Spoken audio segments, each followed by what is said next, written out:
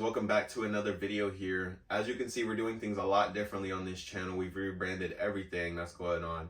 And today we have my wife here. She's going to be asking a series of questions so that way you guys can understand what credit is, why it's important, and how you can have a better outlook on your financial future. I'm gonna ask my husband the most common questions for someone who's just starting to work on their credit. So the first question is, what is credit and why is it important for your financial health? Credit is very important. It's the backbone of your financial health entirely. It's your ability to borrow money with the promise to pay them back later. How good is your promise to pay the bank back? It's important for your financial health and for your family because having good credit makes it easier to obtain loans and just other credit opportunities. If you're going to be renting from a place, they're going to check your background, of course, but they're also going to check your credit. So they're wondering, how is your ability to pay things on time, pay things every month when they are due? A person with better credit can pay next to nothing to borrow money. Whereas you, on the other hand, if you have bad credit, you'll be paying something, not next to nothing, or double or triple. The second question is, what are the different types of credit, such as credit cards and loans, and how do they work?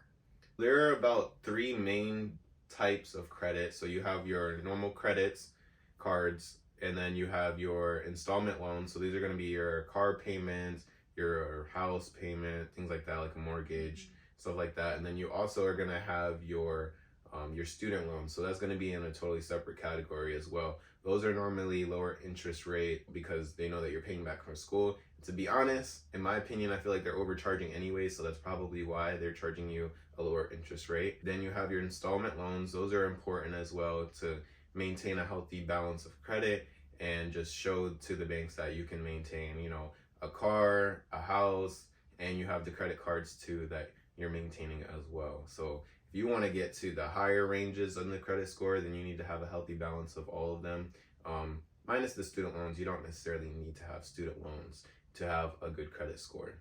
So basically, credit cards aren't bad to have. No, credit cards are not bad. They're your best friend, and the better you do with them, the more they're going to want to cut your interest rates and just give you more available limits.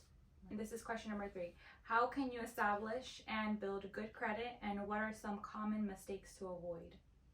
So to establish good credit, you're just going to want to, sounds cliche, but just pay your bills on time. There is something that you can do on Experian Boost, and there's some other places as well that I can link down, or just let me know if you want to do this. You can have your rent actually show up onto your credit bureau. So whenever you go and look at your credit health, then you can see that you've been making those rent payments on time, along with bills as well being paid on time. But also, you don't even need that because there's a lot of you that you can pay your bills online and you can connect a credit card to it. Boom. Instead of connecting everything to your debit card, where you run the risk of getting your bank account hacked and things like that, and it takes way longer for them to give you your money back versus the credit line. So you can get that back in the same day versus your own money, which is crazy.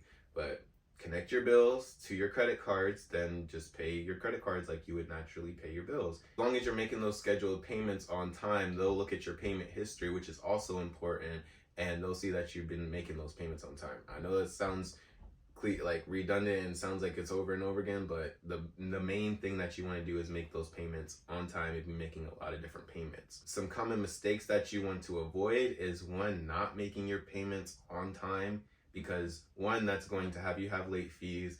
You're going to have higher interest rates because of the late fees, and they'll charge you higher interest as well. So you're paying more for the same money because you wanted to be late. And then also derogatory marks. You can go to collections if you're... What are derogatory marks? Derogatory marks on your credit is when you are going to collections. So that's when you just completely just blow off paying something, and it's worse than having a late payment. You just didn't pay it. Those are derogatory marks. That's going to stay on your credit for like 7 years if you go to collections, and you don't want that.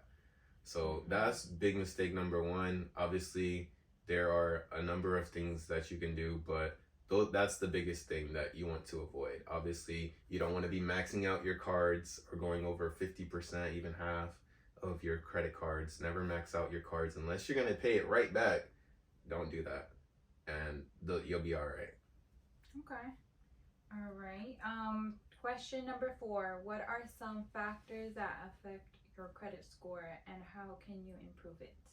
So the factors that affect your credit score, how you can improve your credit score. Number 1, your payments history. That needs to be 100%. And then they want you to have a mix of credit. So that's something, like I said before, you want to have, at least like some type of installment plans, which those are the loans that you get, like personal loans, things like that, or if you have a car, auto loan, mortgage, things like that, along with the credit cards. So you want to be doing a mix of credit. Then you want to have a lot of accounts open, but not only a lot of accounts open, you want to have that time. So don't just close an account just because you're done with it. Keep that account open and maintain it. And even if it's just like a credit card or a store card, like you can go to the store and just grab a candy bar, pay for that, and then pay it back. So that way you Something have small. that history still with them, and you're keeping that account and that relationship open with them. So that way you can have that nice history, and you'll have those accounts open for longer. The longer the accounts stay open, the better, because it's just how it is. And the more you open up later on, it averages it together, so it ends up being shorter. So just be aware of that when you're applying for credit multiple times at a time. And also with applying for multiple credit cards or things at a time, you're going to hit hard inquiries. That's whenever they do a hard pull on your credit when they check it, and it shows up on your credit. They do a soft pull, it doesn't show up on your credit. They're just checking your credit to see how it is. But when they do a hard pull, it shows up on your credit, and that can bring your credit score down just a little bit. It's temporary though. It only lasts about a few months as far as how it affects your score. As long as you use that new account and you pay it off within the timeline you're supposed to on time, then you'll be all right. Your score will go right back up. Those are the main things that you want to be paying attention to. Of course, keep that credit line below 30%, even 10%, or paying it off completely. You'll have a good credit score. If you go above 30%, above 50, or maxing out, then that's not going to be good. They normally say about the 700s, even like the 680, 690, you can still get decent interest rates and things like that. So those are about the average for Americans. Obviously, you can get really high. You can get to the 800s and things like that. But it's not really necessary, but you can go that high if you want to. But don't feel pressured. Right. You can still be able to have room to improve. Right. Once you get into a certain range, it's mostly your interest rates that are going to be affected. And it could be next to none depending on what the prime rate even is. Because right now, this recession, they say we're not in one, but we are in one.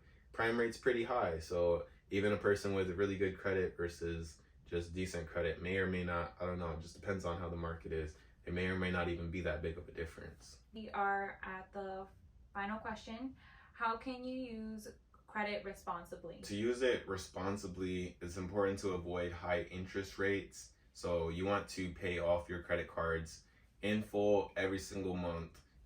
Definitely before the statement date. So if you didn't know, there's 2 different dates that are on your credit cards. There's a statement date, which is posted and sent to the credit bureaus, and that's what's going to affect your credit score. And then there's your payment due date. Normally, I believe your payment due date is going to be before your statement date. So just be aware of that. You can also consider negotiating lower interest rates with the creditors, or transferring balances over to 0% interest cards, or if you combine all of your credit cards and open up a personal loan with a lower interest rate. Normally, personal loans and things like that are going to have a lower interest rate versus credit cards. Normally, credit cards are going to be the highest interest rate unless you have a really good credit score and you can get those lower interest rate credit cards. So it's important to be aware of how much debt you're taking on. You don't want to go too high, because then you're maybe not going to be able to afford all of that, and that can lead you getting closer to collections or bankruptcy or anything like that. Those things affect your credit for a very long time. That's why I created a spreadsheet, and I'm going to be releasing that pretty soon here. And there's a spreadsheet, and you're just going to enter your information into how much you get paid on the days that you get paid, and it's just going to be an average, and then you're going to enter all of your bills, when they're due, all of that, and it's going to lets you know exactly how much will be in your bank account on any given day. So you can go in and say you want to take a trip or say you want to do something. You can go in when exactly on that day that you want to do that, enter it, subtract it, and it'll tell you whether you can do it or not.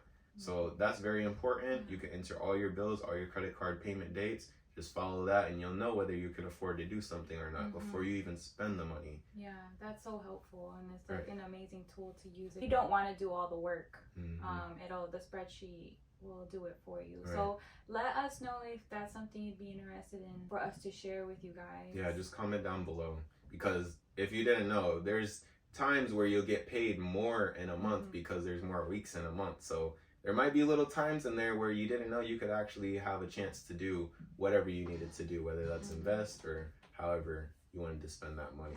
Did also want to include a question from a person that had a concern and wanted to have our opinion. I've been struggling to keep up with my bills and have missed several payments in the past. As a result, my credit score has taken a hit and I'm having trouble getting approved for loans and credit cards.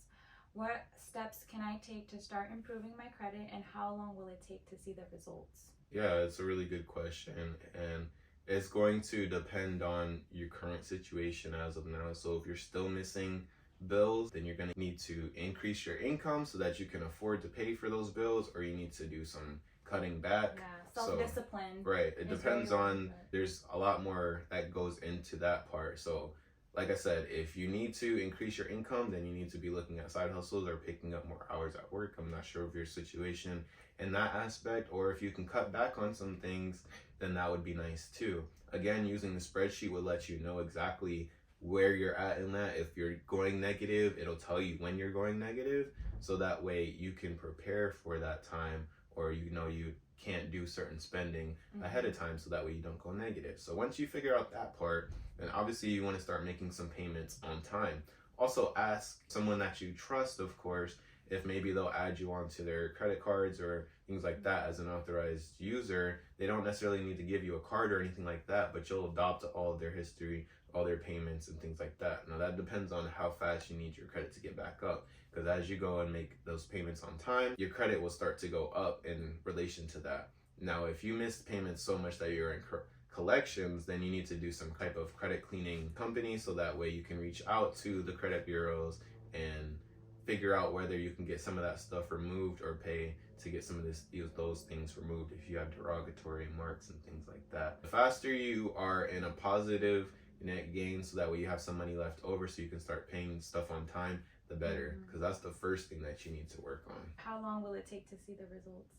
It'll take as long as you let it take. Is if you get up faster and you're able to make that money to be able to pay for those things, then it'll be that much faster. Yeah, it just depends on how your situation is. If you're ready to grind it out for a couple of months to improve your credit, definitely do it, because it can your credit score follows you pretty much everywhere you would want to go. Yeah, and then after that, the money will just come to you in the form of credit at a cheaper interest rates, and you won't have to pay much for it. Right, that was it. Well, that's all the questions that we have for you today. If you have any more questions, comment them down below or DM me. You know where to find me. Leave a question as well. We hope to see you in the future. I hope this video helped you out. Catch you in the next one. Bye.